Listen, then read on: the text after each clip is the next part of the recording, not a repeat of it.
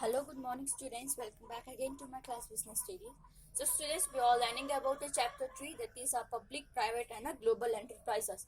In that, we completed a public sector enterprises and private sector enterprises. So, in this class, let me know about the global enterprises. What do you mean by global enterprises?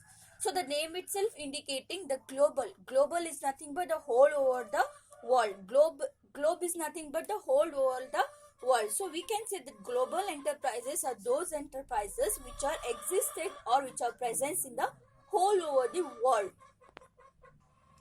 Okay, global enterprises means nothing but the enterprises which have their presence in whole over the world. That means the branches. So the parent company or parent country is one, and the branches of that company is existed or they are present in the whole world. So such countries or such organizations are known as a global enterprises organization. So we can say, so global enterprises means a company which has presence in more than one nation. So keep in your mind, so the company or the enterprises which are present in more than a one country. Suppose take an example, a joint stock company or a partnership firm. They are existing within one country, but these companies are those companies which have their presence in more than one country or more than one nation. And basically these global enterprises are also known as a multinational corporation. We can say it as a MNC. Okay, these global enterprises are also known as the MNCs, that is multinational corporation. So what do you mean by multinational corporation? This multinational corporation consists of three words. One is multi, another one is national, and another one is corporation. So what do you mean by multi? So multi means many. You can know multi means many, and nation means country. That is, in many countries, the company which have their business organization in many countries, such countries are known as a multinational corporation companies. Okay, so we can say multinational companies is a business organization which operates in many countries, more than one countries. So the company which operates their operation in more than one companies, or the business organization which operates in many companies, are known as a multinational corporation, or we known as a MNCs. Got it? So what do you mean by MNC? So this is very important for you, one 2 marks question, and you in examination it may ask the what is the abbreviation of a MNC. So MNC means multinational corporation. So what do you mean by MNC means? So multinational company, multinational corporation is a business organization which operates in many countries. Okay, they may also known as a international enterprises. So the another names for a global enterprises are also known as international enterprises, global enterprises. Transactional corporation is also known as a multinational corporations. Okay, so multinational corporation and global corporation ಅಂದ್ರೆ ಏನಂದ್ರೆ, so more than one ಕಂಟ್ರಿಯಲ್ಲಿ operate ಮಾಡಿರುವಂತಹ companies ನಾವೇನಂತ ಕರಿತೀವಿ?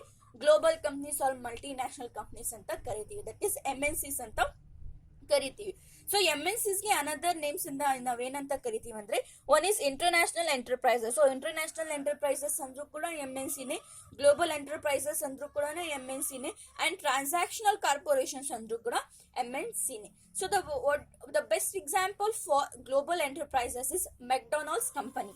So here we can say, so the McDonald's company. So basically the McDonald's company was established in the USA. And now you can see the various branches of this McDonald's in various countries. Yes or no? Like India, Sri Lanka, Bangladesh, etc. etc. So global enterprises ಅಂದ್ರೆ parent country ಒಂದು. So ಒಂದ್ ಕಂಟ್ರಿಯಲ್ಲಿ establish ಆಗಿ ಅವ್ರ branches ನ various countries ಅಲ್ಲಿ spread out ಮಾಡುವಂತಹ ಕಂಪ್ನಿನೇ ನಾವೇನಂತ ಕರಿತೀವಿ? MNC ಅಂತ ಕರಿತೀವಿ. So best example is McDonald's. So McDonald's ಏನಿದೆ ಅದು ಇಂಡಿಯನ್ ಕಂಪ್ನಿ ಅಲ್ಲ, that is a foreign company. ಅದು ಬೇಸಿಕಲಿ USA ಅಲ್ಲಿ ಏನಾಗಿತ್ತು, ಬಾರ್ನ್ ಆಯ್ತು. So McDonald company has basically born in USA. But now you can see the branches of a McDonald's in a various countries. So ಇವಾಗ ನೀವು McDonald's branches various countries ಅಲ್ಲಿ ನೋಡಬಹುದು. So ಇಂಡಿಯಾಲ್ಲೂ ಕೂಡ McDonald's branches ಇದೆ, ಶ್ರೀಲಂಕಾಲ್ಲೂ ಕೂಡ McDonald's branches ಇದೆ. ಅದೇ ರೀತಿಯಲ್ಲಿ ವೇರಿಯಸ್ ಕಂಟ್ರೀಸ್ ಅಲ್ಲೂ ಕೂಡ ಏನಿದೆ, ಮೆಕ್ಡೊನಾಲ್ಡ್ಸ್ ಬ್ರಾಂಚಸ್ ಇದೆ. So McDonald's is one example, and another example is Apple. So Apple iPhone. So basically Apple iPhone ಏನಿದೆ ಅದು ಕೂಡ ಫಾರಿನ್ ಕಂಪನಿ, ಬಟ್ ನಾವ್ that company is also existing in India. So ಇಂಡಿಯಾಲ್ಲೂ ಕೂಡ ಏನಿದೆ ಆ ಆಪಲ್ ಕಂಪ್ನಿ ಏನಿದೆ ಎಕ್ಸಿಸ್ಟೆನ್ಸ್ ಅಲ್ಲಿ ಇದೆ. And another one is Nestle.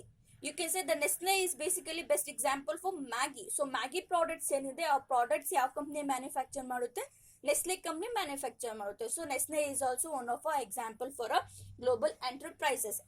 And you can say that is a Coca-Cola, Hero Honda, Vodafone is some of the example of a global enterprises. Okay, so this global enterprises, it influence the international economy. Why it influence the international economy means because it has been presence in more than one nation.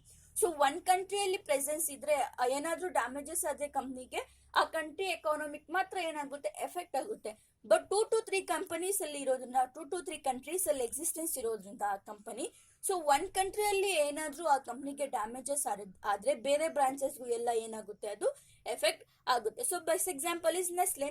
So 3 to 5 years back ಏನಿತ್ತು Nestle ಕಂಪ್ನಿಯಲ್ಲಿ, so ಯಾವುದೋ foreign ಕಂಟ್ರಿಯಲ್ಲಿ ಆ Nestle product ಮ್ಯಾಗಿಯಲ್ಲಿ ಏನಿದೆ ಜಾಸ್ತಿ ಇತ್ತು ಅಂತ ಹೇಳ್ಬಿಟ್ಟು, carbohydrates ಏನೋ ಜಾಸ್ತಿ ಇತ್ತು ಅಂತ ಹೇಳ್ಬಿಟ್ಟು ನೆಸ್ಲೆ ಪ್ರಾಡಕ್ಟ್ಸ್ ಎಲ್ಲ ಹೋಲ್ ಓವರ್ ದಿ ವರ್ಲ್ಡ್ ಏನ್ ಮಾಡಿತ್ತು, ಬ್ಯಾನ್ ಮಾಡಿತ್ತು. ಸೊ ಆ hole over the world one country ಮಾಡಿರೋದು ತಪ್ಪಿಗೆ ಹೋಲ್ ಓವರ್ ದಿ ವರ್ಲ್ಡ್ ಏನಾಯ್ತು, ಸಫರ್ ಆಯ್ತು. ಸೊ ಆ ಇಂಟರ್ನ್ಯಾಷನಲ್ ಎಕಾನಮಿ ಏನಾಗುತ್ತೆ, ಗ್ಲೋಬಲ್ ಎಂಟರ್ಪ್ರೈಸಸ್ ಇಂದ ಸಫರ್ ಆಗುತ್ತೆ ಅಂತ ಹೇಳುತ್ತೆ. ಸೊ ಗ್ಲೋಬಲ್ ಎಂಟರ್ಪ್ರೈಸಸ್ ಅನ್ನೋಂತಹ ಕಾನ್ಸೆಪ್ಟ್ ಯಾವಾಗ ಎಕ್ಸಿಸ್ಟೆನ್ಸ್ ಅಲ್ಲಿ ಬಂತು, ಏನಕ್ಕೆ ಎಕ್ಸಿಸ್ಟೆನ್ಸ್ ಅಲ್ಲಿ ಬಂತಂದ್ರೆ, ಸೊ ನಾವು ಪ್ರೀವಿಯಸ್ ಕ್ಲಾಸ್ ಅಲ್ಲಿ ನೋಡಿದ್ರಿ changes in changes in public sector ಅಂತ. ಸೊ 1991 ಪಾಲಿಸಿಯಲ್ಲಿ ಯಾವಾಗ ನಮ್ಮ ಇಂಡಿಯನ್ ಎಕಾನಮಿ ಲಿಬರಲೈಸ್ ಆಯ್ತು, ಪ್ರೈವೇಟೈಸ್ ಆಯ್ತು, ಗ್ಲೋಬಲೈಸ್ಡ್ ಆಯ್ತು, ಅವಾಗ ಏನಿತ್ತು ಗ್ಲೋಬಲೈಸೇಷನ್ ಅನ್ನೋಂತಹ ಕಾನ್ಸೆಪ್ಟ್ ಏನಾಯ್ತು ಎಕ್ಸಿಸ್ಟೆನ್ಸ್ಗೆ ಬಂತು. ಸೊ ಯಾವಾಗ ಇಂಡಿಯನ್ ಎಕಾನಮಿ ಗ್ಲೋಬಲೈಸ್ಡ್ ಆಯ್ತು, ಹೋಲ್ ಓವರ್ ದಿ ವರ್ಲ್ಡ್ ನಾವು ಇನ್ವೆಸ್ಟ್ ಮಾಡಬಹುದು ಅಂತ ಯಾವಾಗ ಇಂಡಿಯನ್ ಗವರ್ನಮೆಂಟ್ ಪರ್ಮಿಷನ್ ಕೊಟ್ಟರು, ಸೊ ಅವಾಗ ಏನಾಯ್ತು ಗ್ಲೋಬಲ್ ಎಂಟರ್ಪ್ರೈಸಸ್ ಎಕ್ಸಿಸ್ಟೆನ್ಸ್ ಅಲ್ಲಿ ಬಂತು. Okay students, you got it. So these are the few examples of the global enterprises and meaning of a global enterprises. So let me know what are the futures of a global enterprises. So features of a global enterprises. So what are the features of a global enterprise? First one is high capital resources. Yes or no? So for the establishment of a global enterprises, we require a high capital resource. That is, the requirement of capital is very high. Why? Because if we are establishing our business in a local country or in a locally, we require a less capital. Why? Because there is no any taxation, extra tax requirement. There is no huge capital requirement. But if we are establishing a global enterprises, we require a huge capital. So suppose take an example as I gave you before that only. So McDonald's. So ನೀವು McDonald's example ತಗೊಂಡ್ರೆ, so McDonald's company ಏನಾದ್ರು ಒಂದು small street ಅಲ್ಲಿ small ಚಿಕ್ಕ shop ಅಲ್ಲಿ ಇಟ್ಕೊಂಡಿರ್ತಾರ? No. So they build up a very huge structure. So infrastructure ಏನಿರುತ್ತೆ ತುಂಬಾ ಸುಪ್ಯಾರಿಟಿ ವೇ ಅಲ್ಲಿ ಏನ್ ಮಾಡಿರ್ತಾರೆ, ಇನ್ಫ್ರಾಸ್ಟ್ರಕ್ಚರ್ ಬಿಲ್ಡ್ ಮಾಡಿರ್ತಾರೆ. ಸೊ ಅದೇ ರೀತಿಯಲ್ಲಿ ಫರ್ನಿಚರ್ಸ್ ಕಂಪ್ನಿನ ಎಸ್ಟಾಬ್ಲಿಷ್ ಮಾಡೋಕ್ಕೆ ಫರ್ನಿಚರ್ಸ್ ಬೇಕಾಗಿರುತ್ತೆ, ಇನ್ಫ್ರಾಸ್ಟ್ರಕ್ಚರ್ ಬೇಕಾಗಿರುತ್ತೆ, ಅದೇ ರೀತಿಯಲ್ಲಿ ಎಂಪ್ಲಾಯೀಸ್ ರಿಸೋರ್ಸಸ್ ಬೇಕಾಗಿರುತ್ತೆ. ಸೊ ಆ ಇನ್ಫ್ರಾಸ್ಟ್ರಕ್ಚರ್ ಡೆವಲಪ್ ಮಾಡೋಕ್ಕೆ, ಆ ಫರ್ನಿಚರ್ಸ್ ಎಲ್ಲ ಸೆಟಪ್ ಮಾಡೋಕ್ಕೆ, ಸೊ ಆ ಪರ್ಟಿಕ್ಯುಲರ್ ಕಂಪನಿ ಲುಕ್ನ ಸೆಟಪ್ ಮಾಡೋಕ್ಕೆ ಏನಿರುತ್ತೆ, ಕ್ಯಾಪಿಟಲ್ ಏನಿರುತ್ತೆ ಜಾಸ್ತಿ ರಿಕ್ವೈರ್ಮೆಂಟ್ ಇರುತ್ತೆ. ಎಲ್ಲಿ? ಗ್ಲೋಬಲ್ ಎಂಟರ್ಪ್ರೈಸಸ್ ಅಲ್ಲಿ. Okay, in global enterprises, there is a huge requirement of a capital. So as that only, there is a options also more. So ಎಲ್ಲಿ capital requirement ಜಾಸ್ತಿ ಇರುತ್ತೆ, ಅಲ್ಲೇ ಆಪ್ಷನ್ಸ್ ಕೂಡ ಏನಿರುತ್ತೆ ಜಾಸ್ತಿ ಇರುತ್ತೆ. Suppose second example, so partnership ಅಲ್ಲಿ ಆದ್ರೆ 2 to 3 ಪಾರ್ಟ್ನರ್ಸ್ ಕಂಬೈನ್ ಮಾಡ್ಕೊಂಡು ಏನ್ ಮಾಡ್ತಾ ಇದ್ರಿ, ಪಾರ್ಟ್ನರ್ಶಿಪ್ ಫರ್ಮ್ ನ ಎಸ್ಟಾಬ್ಲಿಷ್ ಮಾಡ್ತಾ ಇದ್ರಿ. ಸೊ ಯಾವಾಗ 2 to 3 ಫರ್ಮ್ಸ್ ನ 2 to 3 ಪಾರ್ಟ್ನರ್ಸ್ ಸೇರ್ಕೊಂಡು ಫರ್ಮ್ ನ ಎಸ್ಟಾಬ್ಲಿಷ್ ಮಾಡ್ತಾ ಇದ್ರು. ಸೊ ಆ 2 to 3 ಪಾರ್ಟ್ನರ್ಸ್ ಮಾತ್ರ ಏನ್ ಮಾಡ್ಬೇಕಾಗಿತ್ತು, ಇನ್ವೆಸ್ಟ್ಮೆಂಟ್ ಮಾಡ್ಬೇಕಾಗಿತ್ತು. ಅವ್ರ ಹತ್ರ ಎಷ್ಟು ಪರ್ಸನಲ್ ಅಸೆಟ್ಸ್ ಇರುತ್ತೆ ಅದ್ ಮಾತ್ರ ಏನ್ ಮಾಡ್ತಾ ಇದ್ರು, ಅವರು ಯುಟಿಲೈಸ್ ಮಾಡ್ಕೊಂತ ಇದ್ರು. ಬಟ್ ಗ್ಲೋಬಲ್ ಎಂಟರ್ಪ್ರೈಸಸ್ ಅಲ್ಲಿ ಆ ತರ ಇರಲ್ಲ. ಸೊ ಏನಿರುತ್ತೆ, ತುಂಬಾ ಜಾಸ್ತಿ ಆಪ್ಷನ್ಸ್ ಇರುತ್ತೆ. ಸೊ ವೇರಿಯಸ್ ಕಂಟ್ರೀಸ್ ಅಲ್ಲಿ ಅವ್ರು ಮ್ಯಾನುಫ್ಯಾಕ್ಚರ್ ಮಾಡೋದ್ರಿಂದ, ವೇರಿಯಸ್ ಕಂಟ್ರೀಸ್ ಅಲ್ಲಿ ಅವ್ರು ಸೆಟಪ್ ಆಗೋದ್ರಿಂದ ಅವ್ರಿಗೆ ಆಪ್ಷನ್ಸ್ ಕೂಡ ಏನಿರುತ್ತೆ ಜಾಸ್ತಿ ಇರುತ್ತೆ. ಸೊ ಯಾವ ಮುಖಾಂತರ ಅವ್ರನ್ನ ಕ್ಯಾಪಿಟಲ್ ರೈಸ್ ಮಾಡಬಹುದು ಅಂದ್ರೆ by issuing a shares. So shares issue ಮಾಡಿ ಕೂಡ ಅವ್ರು ಏನ್ ಮಾಡ್ತಾರೆ, ಕ್ಯಾಪಿಟಲ್ ನ ರೈಸ್ ಔಟ್ ಮಾಡ್ತಾರೆ. So in option we can say by issuing a equity shares, debentures, or by capital market or other financial institutions. Okay, how they are going to raise that huge capital means by issuing the equity shares. So ಈ requirement ಇದೆ, ಜಾಸ್ತಿ capital requirement ಇದೆ ಎಲ್ಲಿ global enterprises ಅಲ್ಲಿ. So ಆ global enterprises ಅಲ್ಲಿ ಎಲ್ಲಿ ಜಾಸ್ತಿ ರಿಕ್ವೈರ್ಮೆಂಟ್ ಇದೆ ಅಲ್ಲೂ ಕೂಡ ಜಾಸ್ತಿ ಆಪ್ಷನ್ಸ್ ಇದೆ ಏನು ಕ್ಯಾಪಿಟಲ್ ನ ರೈಸ್ ಔಟ್ ಮಾಡಕ್ಕೆ. ಸೊ ಯಾವ ತರ ಗ್ಲೋಬಲ್ ಎಂಟರ್ಪ್ರೈಸಸ್ ಕ್ಯಾಪಿಟಲ್ ನ ರೈಸ್ ಔಟ್ ಮಾಡ್ತಾರೆ ಅಂದ್ರೆ one by issuing the equity shares. So equity shares ನ ಇಶ್ಯೂ ಮಾಡಿ ಕ್ಯಾಪಿಟಲ್ ರೈಸ್ ಮಾಡ್ತಾರೆ. ಅದೇ ರೀತಿಯಲ್ಲಿ ಡಿಬೆಂಚರ್ಸ್ ನ ಇಶ್ಯೂ ಮಾಡಿ ಕ್ಯಾಪಿಟಲ್ ನ ರೈಸ್ ಮಾಡ್ತಾರೆ. and they are going to raise the capital by capital market. So capital market ಅಲ್ಲಿ ಕೂಡ ಅವ್ರು ಏನ್ ಮಾಡ್ತಾರೆ, ಕ್ಯಾಪಿಟಲ್ ನ ರೈಸ್ ಔಟ್ ಮಾಡ್ತಾರೆ. ಸೊ ಅದೇ ರೀತಿಯಲ್ಲಿ ಬೇರೆ ಫೈನಾನ್ಷಿಯಲ್ ಇನ್ಸ್ಟಿಟ್ಯೂಷನ್ಸ್ ಅಲ್ಲಿ ಕೂಡ ಅವರು ಲೋನ್ಸ್ ತಗೊಂಡು ಕ್ಯಾಪಿಟಲ್ ನ ರೈಸ್ ಔಟ್ ಮಾಡ್ತಾರೆ. Okay, so global basically we can say global enterprises possess a huge capital resources and they have the ability to raise their funds from a various sources. Okay, and the next one is foreign collaboration. So foreign collaboration means, so take an example. So ನಮ್ಮ ಇಂಡಿಯಾಲಿ ಒಂದು company ಇದೆ, ನೀವೇ ಅನ್ಕೊಳ್ಳಿ ನೀವು ಒಂದು ಕಂಪ್ನಿನ establish ಮಾಡಿದ್ದೀರಾ. So ನಿಮ್ಮ ಇಂಡಿಯಾಲಿ ಒಂದು ಕಂಪನಿ ಇದೆ. ಸೊ ನೀವು ಬೇರೆ ಇಂಡಿಯಾಲಿ ಒಂದು ಕಂಪ್ನಿನ ಎಸ್ಟಾಬ್ಲಿಷ್ ಮಾಡಿದ್ದೀರಾ, ತುಂಬಾ ಚೆನ್ನಾಗಿ ರನ್ಔಟ್ ಆಗ್ತಾ ಇದೆ. ಸೊ ನೀವು ಬೇರೆ ಕಂಟ್ರೀಸ್ ಅಲ್ಲಿ ಆ ಬ್ರಾಂಚಸ್ ನ ಸ್ಪ್ರೆಡ್ ಮಾಡಬೇಕು ಅನ್ಕೊಂಡಿರ್ತೀರಾ ಆ ಕಂಪ್ನಿದು. ಸೊ ನೀವು ಬೇರೆ ಕಂಟ್ರಿಗೆ ಯಾವಾಗ ಹೋಗ್ತೀರಾ, ಬೇರೆ ಕಂಟ್ರಿಗೆ ಹೋಗಿ ಹೊಸದಾಗಿ ಎಸ್ಟಾಬ್ಲಿಷ್ ನ್ಯೂ ಆಗಿ ಕಂಪ್ನಿನ ಎಸ್ಟಾಬ್ಲಿಷ್ ಮಾಡ್ಬೇಕಾದ್ರೆ ಕಾಸ್ಟ್ ಏನಾಗುತ್ತೆ, ಜಾಸ್ತಿ ಇರುತ್ತೆ. ಸೊ ಅದಕ್ಕೆ ನೀವೇನ್ ಮಾಡ್ತೀರಾ, ಸೊ ಆ ಕಂಪ್ನಿ ಯಾವ ಕಂಪ್ನಿಯಲ್ಲಿ ಎಸ್ಟಾಬ್ಲಿಷ್ ಮಾಡ್ಕೋಬೇಕು ಅನ್ಕೊಂಡಿರ್ತೀರಾ. Suppose take an example UK. So Indian company UK ಅಲ್ಲಿ ನೀವು ಬ್ರಾಂಚ್ ನ ಎಕ್ಸ್ಪ್ಯಾಂಡ್ ಮಾಡ್ಬೇಕು ಅನ್ಕೊಂಡಿರ್ತೀರಾ. ಸೊ UK ಅಲ್ಲಿ ಯಾವ್ದು ಸಿಕ್ ಇಂಡಸ್ಟ್ರಿ ಇರುತ್ತೆ, ಯಾವ ಇಂಡಸ್ಟ್ರಿ ತುಂಬಾ ಬ್ಯಾಕ್ ಅಲ್ಲಿ ರನ್ಔಟ್ ಆಗ್ತಾ ಇರುತ್ತೆ, ಸೊ ಅಂತ ಇಂಡಸ್ಟ್ರೀಸ್ ಅಲ್ಲಿ ನೀವೇನಾಗ್ತೀರಾ, ಕೊಲಾಬರೇಟ್ ಆಗ್ತಿಲ್ಲ. ಕೊಲಾಬರೇಟ್ ಮೀನ್ಸ್ ಮರ್ಜ್ ಆಗ್ತೀರಾ. ಸೊ ಆ ಕಂಪ್ನಿಯಲ್ಲಿ ಏನ್ ಫರ್ನಿಚರ್ಸ್ ಇರುತ್ತೆ, ಏನ್ ಇನ್ಫ್ರಾಸ್ಟ್ರಕ್ಚರ್ ಇರುತ್ತೆ, ಏನ್ ಎಂಪ್ಲಾಯೀಸ್ ಇರುತ್ತೆ, ಸೊ ಆ ಎಂಪ್ಲಾಯೀಸ್ ಆ ಇನ್ಫ್ರಾಸ್ಟ್ರಕ್ಚರ್ ಆ ಫರ್ನಿಚರ್ನೇ ನಾವು ಯುಟಿಲೈಸ್ ಮಾಡ್ಕೊಂಡು ಏನ್ ಮಾಡ್ತೀರಾ, ನಿಮ್ ಕಂಪ್ನಿನ ಏನ್ ಮಾಡ್ತೀರಾ ಅಲ್ಲಿ ಎಸ್ಟಾಬ್ಲಿಷ್ ಮಾಡ್ತೀರಾ. ಸೊ ಅಂತ ಕಂಪ್ನೀಸ್ ನ ಅಂತ ಎಸ್ಟಾಬ್ಲಿಷ್ಮೆಂಟ್ ನ ನಾವೇನಂತ ಕರಿತೀವಿ, ಫಾರಿನ್ ಕೊಲಾಬರೇಷನ್ ಅಂತ ಕರಿತೀವಿ. Suppose take in example, so ಒಂದ್ ಕಂಟ್ರಿ ಇದೆ. ಸೊ ನಿಮ್ದು ಒಂದು ಪೇರೆಂಟ್ ಕಂಟ್ರಿ ಇದೆ. ಸೊ ನೀವು ಎಸ್ಟಾಬ್ಲಿಷ್ ಮಾಡಿರ್ತೀರಾ ಕಂಪ್ನಿ. ಸೊ ಬೇರೆ ಕಂಟ್ರೀಸ್ ಅಲ್ಲೂ A country and B country ಅಂತ ಇರುತ್ತೆ. ಸೊ ಈ ಎ ಕಂಟ್ರಿ ಅಂಡ್ ಬಿ ಕಂಟ್ರಿಯಲ್ಲಿ ಏನಿರುತ್ತೆ, ನೀವು ಗ್ಲೋಬಲ್ ಎಂಟರ್ಪ್ರೈಸಸ್ ನ ಸೆಟಪ್ ಮಾಡ್ಬೇಕು ಅನ್ಕೊಂಡಿರ್ತೀರಾ. ಸೊ ಯಾವಾಗ ನೀವು ಸೆಟಪ್ ಮಾಡ್ಕೋಬೇಕು ಅನ್ಕೊಂಡಿರ್ತೀರಾ, ಸೊ ಇನ್ಫ್ರಾಸ್ಟ್ರಕ್ಚರ್ ಅದೆಲ್ಲ ಮಾಡಕ್ಕೆ ಹ್ಯೂಜ್ ಕ್ಯಾಪಿಟಲ್ ರಿಕ್ವೈರ್ಮೆಂಟ್ ಇರುತ್ತೆ. ಅದಕ್ಕೆ ನೀವೇನ್ ಮಾಡ್ತೀರಾ, ಸೊ ಯಾವುದೋ ಒಂದು ಕಂಪ್ನಿಯಲ್ಲಿ ಇಲ್ಲ ಎ ಕಂಪ್ನಿ ಇಲ್ಲ ಬಿ ಕಂಪ್ನಿಯಲ್ಲಿ ಏನ್ ಮಾಡ್ತೀರಾ, ನೀವು ಅಗ್ರಿಮೆಂಟ್ ಮಾಡ್ಕೊಂಡು ಏನಾಗ್ತೀರಾ, ಮರ್ಜ್ ಆಗ್ತೀರಾ. ಸೊ ನೀವು ಯಾವಾಗ ಮರ್ಜ್ ಆಗುತ್ತೆ ಅವಾಗ ಫಾರಿನ್ ಕೊಲಾಬರೇಷನ್ ಏನಾಗುತ್ತೆ, ಇನ್ಕರ್ ಆಗುತ್ತೆ. So the best example is Vi. So recent ಆಗಿ 2 ಕಂಪ್ನೀಸ್ ಏನಾಯ್ತು, ಕೊಲಾಬರೇಟ್ ಆಯ್ತು. That is V.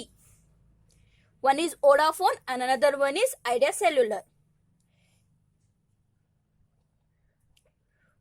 Vodafone and Idea. So Vodafone is a foreign company. It was the parent country is UK, but Idea is a Indian company. Okay. So Vodafone and Idea. So maybe recently 2 or 3 months back ಅಲ್ಲಿ Vodafone and idea ಏನಾಯ್ತು, merge ಆಯ್ತು, collaborate ಆಗಿ ಒಂದು ಹೊಸ company, ಒಂದು ಹೊಸ MNC ಏನಾಯ್ತು establish ಆಯ್ತು. ಅದೇ ಏನಂತ ಕರಿತೀವಿ ನಾವು, ವಿ ಅಂತ ಕರಿತಾ ಇದೀವಿ.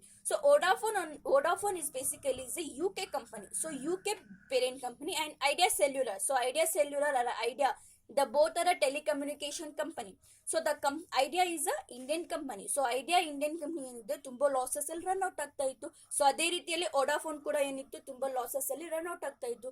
ಸೊ ಅವ್ರು ಏನ್ ಮಾಡಿದ್ರು, ನಾವು ಎಲ್ಲಾ ಸರ್ವಿಸಸ್ ಒಂದೇ ಸಲ ಮರ್ಜ್ ಮಾಡ್ಬಿಟ್ಟು two services Vodafone and idea services ನ ಮರ್ಜ್ ಮಾಡ್ಬಿಟ್ಟು ನಾವು ಒಂದ್ ಸರ್ವಿಸ್ ಕೊಟ್ರೆ ನಮ್ ಪ್ರಾಡಕ್ಟ್ ಚೆನ್ನಾಗಿ ರನ್ ಔಟ್ ಆಗುತ್ತೆ ಅಂತ ಹೇಳ್ಬಿಟ್ಟು ಏನ್ ಮಾಡಿದ್ರು, ಅವರು ಕೊಲಾಬ್ರೇಟ್ ಆದ್ರು, ಮರ್ಜ್ ಆದ್ರು. ಸೊ ಅಂತ ಮರ್ಜಿಂಗ್ ನಾವೇನಂತ ಕರಿತೀವಿ, ಫಾರಿನ್ ಕೊಲಾಬರೇಷನ್ ಅಂತ ಕರಿತೀವಿ. Okay, so global enterprises has usually enter into agreement with the Indian companies predicting to the sales of a technology. So already ಇಂಡಿಯಾಲಿ ಏನ್ ಟೆಕ್ನಾಲಜಿ ಇರುತ್ತೆ, ಆ ಟೆಕ್ನಾಲಜಿನ ಯುಟಿಲೈಸ್ ಮಾಡ್ಕೊಂಡು ಫಾರಿನ್ ಕಂಪ್ನೀಸ್ ಏನ್ ಮಾಡ್ತಾರೆ, ಇಂಡಿಯನ್ ಕಂಪ್ನೀಸ್ ಅಲ್ಲಿ merge out ಆಗ್ತಾರೆ. So ಅಲ್ಲಿ ಏನಿರುತ್ತೆ, ಫಾರಿನ್ ಕೊಲಾಬರೇಷನ್ ಇನ್ಕ್ರೀಸ್ ಆಗುತ್ತೆ. And the next one is advanced technology. And the third point is advanced technology. So basically these global enterprises what to do, so they are going to establish, they developed nation enter global enterprises into a developing countries. We can see, so develop to a developing. So the nations which are already developed, So such nations companies are coming into a developing countries, and they are going to exist their business in the developing country, and they are going to do a business. So advance technology ಅಂದರೆ so developed countries ಅಲ್ಲಿ ಏನೇನು technology ಇರುತ್ತೆ, so ಆ ಟೆಕ್ನಾಲಜಿನ ತಗೊಂಡ್ಬಂದು developing countries ಅಲ್ಲಿ ಅವ್ನೇನ್ ಮಾಡ್ತಾರೆ, utilise ಮಾಡ್ಕೊಂಡು business ಮಾಡ್ತಾರೆ. ಅದೇನಂತೀವಿ ಅಡ್ವಾನ್ಸ್ ಟೆಕ್ನಾಲಜಿ ಅಂತೀವಿ. So the one of the main future of a global enterprises is advanced technology. They have a very advanced technology. So now, suppose take an example. I have given the example also McDonald's. So McDonald's example kote. So McDonald's ಅಲ್ಲಿ fried fingers ಸಿಗುತ್ತೆ. So ಆ fried fingers ಏನಿರುತ್ತೆ ಎಲ್ಲ ಒಂದೇ shape ಅಲ್ಲಿ ಇರುತ್ತೆ, shape and size and colour. So shape size colour ಎಲ್ಲ ಏನಿರುತ್ತೆ ಒಂದೇ ತರ ಇರುತ್ತೆ, ಈಕ್ವಲ್ ಆಗಿರುತ್ತೆ. ಸೊ ಅದು due to what technology. So technology ಮುಖಾಂತರ ನಾವೇನ್ ಮಾಡ್ತೀವಿ, ಗ್ಲೋಬಲ್ ಎಂಟರ್ಪ್ರೈಸಸ್ ನ ಅಡ್ವಾನ್ಸ್ ಆಗಿ ಯೂಸ್ ಮಾಡ್ಕೊಂತೀವಿ. So the global enterprises possess a technological superiority in the method of production, that is computerization and other inventions. So ಬೇರೆ foreign countries ಅಲ್ಲಿ ಏನ್ computerisation ಆಗಿರುತ್ತೆ, ಏನ್ ಟೆಕ್ನಾಲಜಿ ಇರುತ್ತೆ, ಅಡ್ವಾನ್ಸ್ ಟೆಕ್ನಾಲಜಿ ಇರುತ್ತೆ ಡೆವಲಪ್ಡ್ ಕಂಟ್ರೀಸ್ ಅಲ್ಲಿ, ಆ ಡೆವಲಪ್ಡ್ ಟೆಕ್ನಾಲಜಿನ ತಗೊಂಡ್ಬಿಟ್ಟು ಡೆವಲಪಿಂಗ್ ನೇಷನ್ಸ್ ಅಂದ್ರೆ ಇಂಡಿಯನ್ ಕಂಪ್ನೀಸ್ ಅಲ್ಲಿ ಯುಟಿಲೈಸ್ ಮಾಡ್ಕೊಂಡು ಯೂಸ್ ಮಾಡೋದೇ ನಾವೇನಂತ ಕರಿತೀವಿ ಅಡ್ವಾನ್ಸ್ ಟೆಕ್ನಾಲಜಿ ರೀತಿ.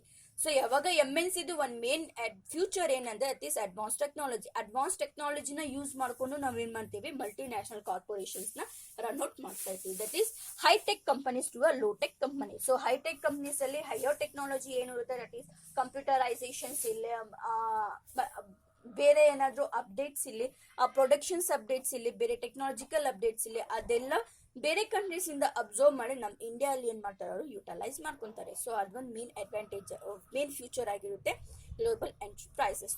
And the next one is product innovation. So product innovation, due to a global enterprise, the innovation of a product will improve. Yes or no? So 2 to 3 countries ಅಲ್ಲಿ involvement ಇರೋದ್ರಿಂದ one company, so ಯಾವುದೇ ಒಂದು branch ಅಲ್ಲಿ product ನ innovate ಆದ್ರೆ, product ನ changes ಆದ್ರೆ ಏನಾಗುತ್ತೆ, ಬೇರೆ ಕಂಟ್ರೀಸ್ ಬ್ರಾಂಚಸ್ಗೆಲ್ಲ ಏನಾಗುತ್ತೆ, ಚೇಂಜಸ್ ಆಗುತ್ತೆ. That is product innovation. Okay,